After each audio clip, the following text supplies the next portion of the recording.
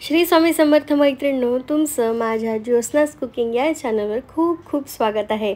आजची आपली रेसिपी आहे पारंपरिक पद्धतीने आपण बनवणार आहोत अळूची वडी, अळूच्या पानांची वडी। बघा अशा पद्धतीने बघा किती छान पदर सुटले की नाही आणि खूप छान झालेली होती, कुरकुरीत देखील झालेली होती। चला आपण साहित्य आणि कृती बघूया काय काय करायचं आहे, सोबतच बघणार आहोत। सो आपण घेतलेले अळूचे पानं घेतलेले आहेत आणि आपल्याला थोडे ज्याचे असे बघा लालसर काळसर असे देठ आहेत तसे घ्यायचे आहे। आणि बघा अशा पद्धतीने आपण पानं छान धुवून घेतलेले आहेत। धुतल्यानंतर आपल्याला त्याचे जे मोठे देठ आहेत ते कापून घ्यायचे आहे बघा अशा पद्धतीने। आणि जास्त जर देठ खूप जास्त जाड असेल तर आपल्याला ते सुद्धा थोडंसं कट करून घ्यायचं आहे बघा अशा पद्धतीने बघा आपल्याला हे असं कापून घ्यायचं आहे छान धारदार सुरीने। आणि त्यानंतर आपल्याला बघा असं कापत कापत आपल्याला पूर्ण जे देठ जे आहे ते आपल्याला कापून घ्यायचं आहे अशा पद्धतीने। बघा मस्त छान धारदार सुरी लागेल त्याला। आणि बघा त्याच्यानंतर आपल्याला जेवढे पण पाने छोटे ते सर्व अशाच पद्धतीने आपल्याला कापून घ्यायचे। बघा आपण प्रत्येक पानाला तशाच पद्धतीने देठ कापून घेतला आहे आणि थोडं कापत कापत आपण शेवटपर्यंत देठ ते कापून घेतलेलं आहे। आणि हे सर्व झालं की बघा अशा पद्धतीने म्हणजे काय होईल की आपलं पान जरा देठामुळे थोडंसं तो रोल व्हायला जो त्रास होतो तो होणार नाही अशा पद्धतीने आपल्याला कापून घ्यायचं। जर पान फाटत असेल तर आपण तिथेच ते कापणं थांबूया आणि आपण पुढची कृती करूया। बघा अशा पद्धतीने आपण जेमतेम 2 पानं तुम्हाला दाखवले। आता देठ कापून झाल्यानंतर आपण काय करूया, याला ना जरा लाटण्याने लाटून घेऊया म्हणजे काय होईल की जे पान आहे ना ते जरा छान असं मऊ होईल। आणि मस्त बघा अशा पद्धतीने आपल्याला ते पान पालथ्या बाजूने लाटून घ्यायचं आहे। बघा 3 पानं घेतले होते ते आपण छान अशा पद्धतीने लाटून घेणार आहोत आणि बरोबर, कारण ते जरा मऊ होईल आणि आपल्याला रोल बनवायला वडी पाडताना काही त्रास होणार नाही अशा पद्धतीने आपण हे लाटून घेणार आहोत। थोड्याशा अशा हलक्या हाताने आपण हे पानं असे लाटून घेऊया बघा अशा पद्धतीने। आणि व्यवस्थित आपण आता दुसरी कृती करूया। आता आपण तयार करूया सारण। आपले अळूचे पानं रेडी आहेत, आपण आता सारणाची कृती करूया। त्यासाठी आपण घेतलेलं आहे 1 वाटी बेसन, त्यानंतर बेसन घेतलेलं आहे। त्यानंतर आपण याच्यामध्ये घालणार आहोत 1 छोटी वाटी तांदळाचं पीठ आणि याच्यामध्ये आपण स्पेशली घालणार आहोत चिंच गुळाचं पाणी। आणि त्यामुळे काय होतं की अळूवडी अशी घशामध्ये खवखव होणार नाही, कमी होईल। आणि त्याच्यामध्ये आपण घातलेली आहे हळद घातलेली आहे, हळद पावडर घातलेला आहे, तिखट घातलेलं आहे, धने पावडर घातलेले आहे। त्यानंतर आपण त्याच्यामध्ये थोडंसं हिंग घातलेलं आहे आणि त्याच्यानंतर आपण त्याच्यामध्ये घालूया छान असं चवीपुरतं मीठ। आणि बघा अशा पद्धतीने आणि आपण याच्यामध्ये अळूची वडी थोडी ना घशामध्ये दाटते किंवा अशी खवखवते, तर त्याच्यासाठी आपण काय करणार, याच्यामध्ये चिंच गुळाचं आपण पाणी घालणार आहोत। 2 तास आपण कोमट पाण्यामध्ये चिंच भिजवलेले आहे। त्यानंतर आपण त्याचे सार काढून घेतलेलं आहे आणि त्याच्यामध्ये छान आपण गूळ टाकून ठेवलेलं होतं आणि मस्त म्हणजे छान विरघळून गेलेलं आहे गूळ आणि चिंचेचं पाणी। आणि आपण त्याच्यानंतर ते ठेवलेलं आहे आपण तयार करून। आधी आपण त्याच्यामध्ये छान आपण तीळ घातलेले आहे, ओवा घातलेले आहे। ओवा छान आपण हातानेच क्रश करून घातलेला आहे। छान आपण एक वाटण करून घेतलेलं होतं, मिरची, लसणाच्या पाकळ्या, जिरं आणि थोडी कोथिंबीर असं आपण छान वाटण करून घेतलेलं आहे, ते आपण घातलेलं आहे। आणि सोबतच आपण बघा चिंच गुळाची चटणी देखील घातलेली आहे, जे आपण छान चिंच भिजवलेलं होतं 2 तास। याने काय होईल, याने जी अळूच्या पानाने खवखव निर्माण होते घशामध्ये ती होणार नाही, ही एक टीप आहे। आणि ही तुम्ही नक्कीच फॉलो करा म्हणजे तुमच्या अळूच्या वड्या बिलकुल घशामध्ये दाटणार नाही किंवा घशामध्ये खवखव होणार नाही आणि मस्त होईल। त्याच्यानंतर आपण त्याच्यामध्ये घातलेलं आहे थोडं तेल आणि त्यानंतर आपण हे सर्व मिश्रण मिक्स करून घेणार आहोत। बघा मस्त झालं, किती छान दिसतंय ना हे मिश्रण। आता आपण हळूहळू याला एकत्र करून घेणार आहोत अशा पद्धतीने। आपल्याला जेवढं आपण साहित्य घातलं तेवढंच आधी मिक्स करूया आणि जर लागेल तशा पद्धतीने आपण त्याच्यामध्ये हळूहळू पाणी घालणार आहोत। आपल्याला पाणी हळूहळूच घालायचं आहे। आपल्याला हे मिश्रण जास्त घट्ट किंवा जास्त पातळ देखील नाही करायचं, एक त्याची कन्सिस्टन्सी आहे त्याच हिशोबाने करायचं आपल्याला। म्हणजे काय होईल, जर मिश्रण जास्तच घट्ट झालं तर काय होईल की आपली वड्या शिजायला त्रास होईल किंवा वड्या पाडताना आपल्याला त्रास होऊ शकतो आणि जर जास्त सैल झालं तर ते मिश्रण त्या पानांना लागणार नाही आणि लागलं नाही तर चवी बिघडू शकते। अशा पद्धतीने आपल्याला ते मिश्रण एकदम परफेक्ट कन्सिस्टन्सीने बनवायचं आहे। बघा आपल्याला सर्व मिश्रण मिक्स करून घ्यायचं आहे। अशा पद्धतीने आपलं मिश्रण जे मिक्स झालेलं आहे आणि आता आपण अळूचे पानं घेतलेले आहे आणि आपण त्याला छान लावून घेणार आहोत मिश्रण। बघा अशा पद्धतीने आपलं मिश्रण झालेलं आहे।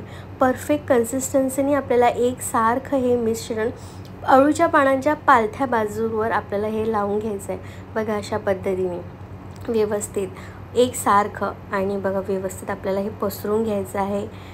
अशा पद्धतीने छान व्यवस्थित आणि या वड्या खूप छान झालेल्या होत्या। मी तुम्हाला सांगते खूप सुंदर झालेल्या होत्या, खूप छान पदर आलेला होता वड्यांना आणि अशा पद्धतीने आपल्याला हे मिश्रण असं पसरून घ्यायचं। हो हे तर होणारच आहे कारण ते पान आहे आणि त्याच्यानंतर आता आपण एक पानाला पसरलेलं आहे। आता आपण याच्यावर काय करूया बघा एकसारख्या पद्धतीने कुठे कमी की कुठे जास्त असं मिश्रण नाही, एकसारख्या लेवलवर आपल्याला हे मिश्रण पसरून घ्यायचं आहे बघा व्हिडिओमध्ये दाखवलेल्या पद्धतीने। आता याच्यानंतर आपण दुसरं पान घेणार आहोत, ते पान आपण तसंच त्यावरच आपण ते प्लेस करणार आहोत बघा अशा पद्धतीने आणि छान मस्त आपण याच्यावरही देखील मिश्रण व्यवस्थित पसरून घेऊया। पालथ्याच बाजूने आपल्याला हे मिश्रण आपण पान ठेवलेलं आहे आणि पालथ्याच बाजूवर पाण्याचे आपल्याला ते मिश्रण लावून घ्यायचं आहे। आपण हे पान असं विरुद्ध दिशेने सुद्धा ठेवू शकतो, म्हणजे कसं थोडा आणखी छान त्याचे जे लेयर्स आहेत ते पडणार आणि अशा पद्धतीने ठेवलं तरी चालेल, कोणती पद्धत आपण वापरू शकतो।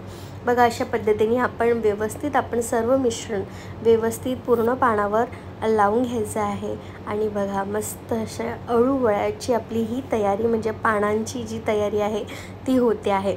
आता आपण आता तिसरं पान लावूया, ते आपण उलट्या बाजूने लावलेलं आहे बघा अशा पद्धतीने। आपण एक उलटं एक सरळ असं पण करू शकतो किंवा असंही करू शकतो, ते अशा पद्धतीने लावून घ्यायचं आहे।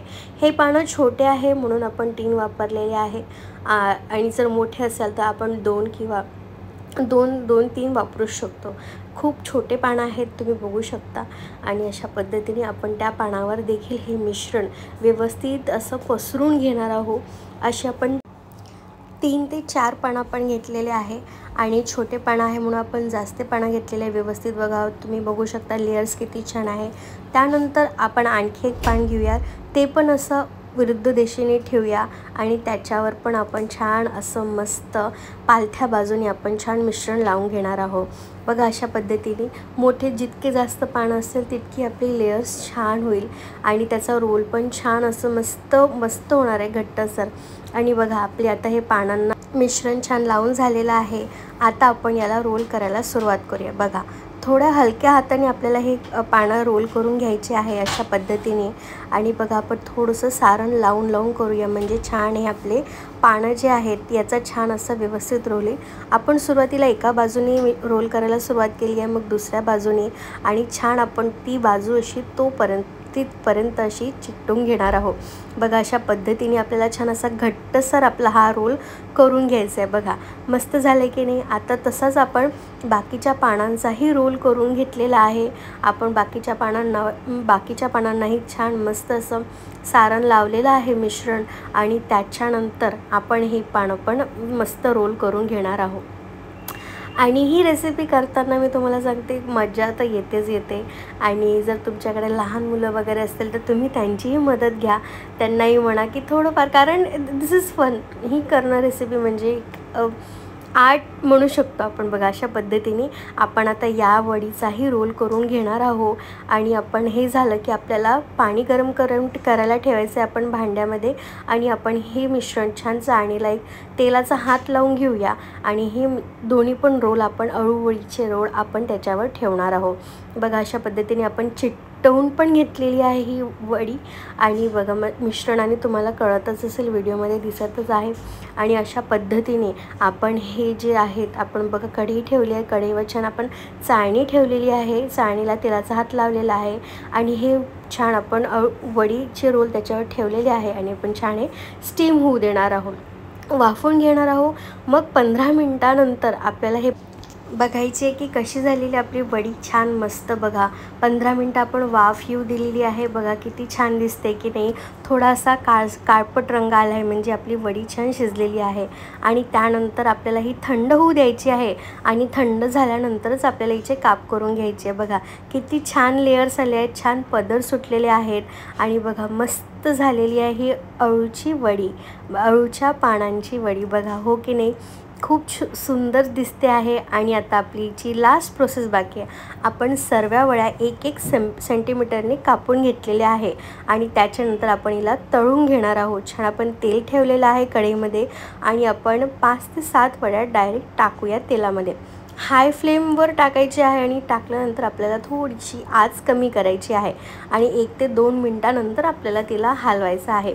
तेल आपण थोडं कमीच घेऊया, कारण की काय की ना वड्यांमुळे ना तेल काळपट होतं। थोड्या वड्या आपण तळून घेऊया, लागलंच तर आपण पुन्हा आणखी आपण तेल घालू शकतो। बघा अशा पद्धतीने आपल्याला या अळूच्या वड्या छान तळून घ्यायच्या आहे आणि बघा तळल्या की मस्त या खाण्यासाठी रेडी आहे। बघा अशा पद्धतीने किती छान लेयर्स आले की नाही या अळूच्या वड्यांचे, मस्त अळूच्या पानांच्या वड्या आपण केलेल्या आहेत। मस्त प्रोसेस आहे लॉंग, पण करताना तर मजा येणारच आहे आणि खाऊ घालतानाही मजा येणार आहे। बघा अशा पद्धतीने तुम्हाला सांगितलं तर तेल जरा काळपट होऊ शकतं म्हणून थोडंच आपण तेल घातलेलं आहे। आपण हे शॅलो फ्राय पण करू शकतो किंवा डीप फ्राय पण करू शकतो। आपण डीप फ्रायच केलं फक्त कमी तेलामध्ये, असंच आहे। आपण आता तेल कमी झालं तर ते आता ऑलमोस्ट शॅलो फ्रायसारखं आहे। बघा अशा पद्धतीने आपली ही रेसिपी रेडी आहे। मस्त प्लेटिंग झालेली आहे, किती कुरकुरीत दिसते की नाही, आणि रंग बघा आणि पदर देखील बघा खूप सुंदर लेयर्स आलेले आहेत। तुम्ही सुद्धा ही रेसिपी नक्की या पद्धतीने करून बघा, म्हणजे तुमच्या पण वड्या खूप सुंदर होतील। आणि चला या व्हिडिओचा इथेच एंड करते। व्हिडिओ आवडला तर लाईक करा, कमेंट करा आणि सबस्क्राईब देखील करा। चला, श्री स्वामी समर्थ।